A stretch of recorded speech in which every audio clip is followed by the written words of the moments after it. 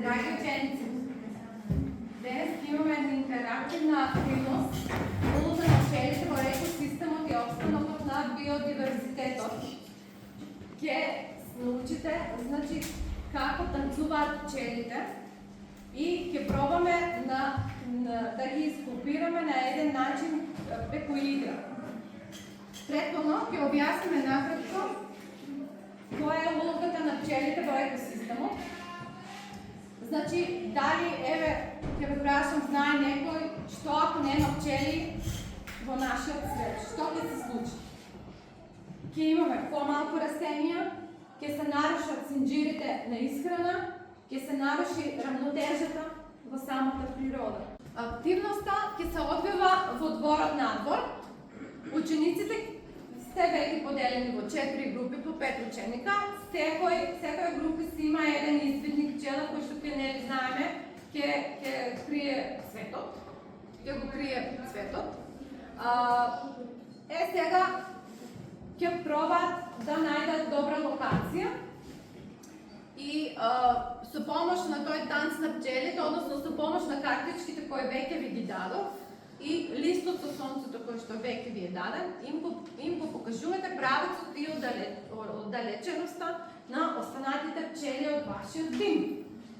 Групите треба да ја пронајдат точната локација и нектарот да го донесат во кошницата, кој што ќе го ставиме надвор, кошничката, и таму ќе го вратите и таму се стопира времето, затоа што ќе го мериме времето, таму ќе стопираме да видиме за колку време сте успеале да пронајдете.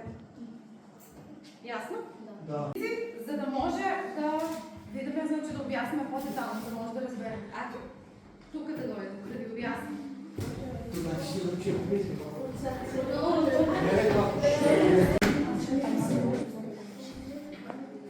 Хвала многу.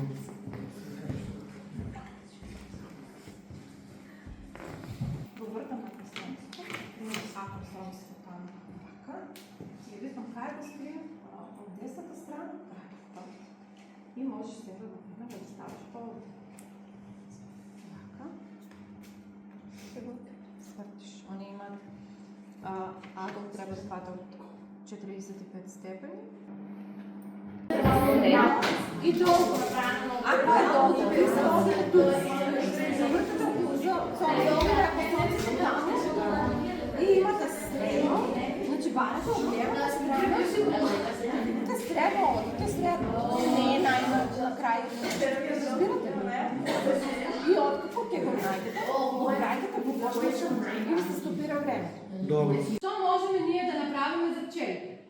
Да засадаме цвекиња кои нели носат нектар и да ги одржуваме тие цвекиња, тераси, градини, да ги зачуваме старите ливади во кои што има разновидни цвекиња и ако може да засадиме некои нови, нормално, да ја сечеме тревата на ливадите само откако растенијата што носат нектар веќе завршиле да цветат и да користиме пестициди кои што не им наштетуват на пчелите и на растенијата нормално и да се прсква на ветровито време рано наутро или доцна во ноќта кога пчелите се повлекуваат од цветовите.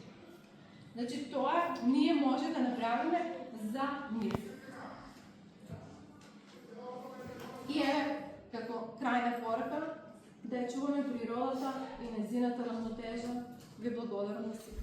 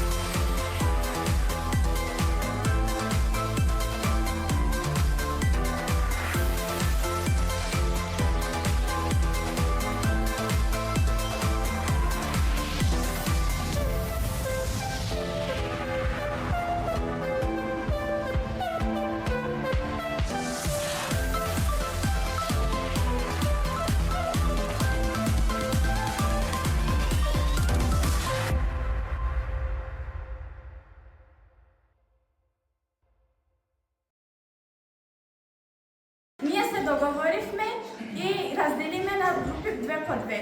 И со ориентацијата со сонце на нас беше подолг патот и одма го најдеме и лесно беше. Нашиот пат причина беше долг. По некој време го најдевме. Видовме како се најде сонцето и според неговата позиција го најдовме медот. Ние бевме најдобри и за 25 секунди го најдовме медот.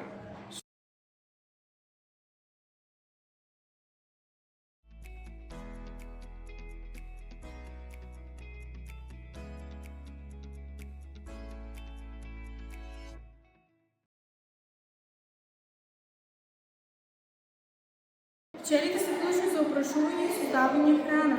Без пчелите се нарушува природната рамнотежа. Без пчели нема живот.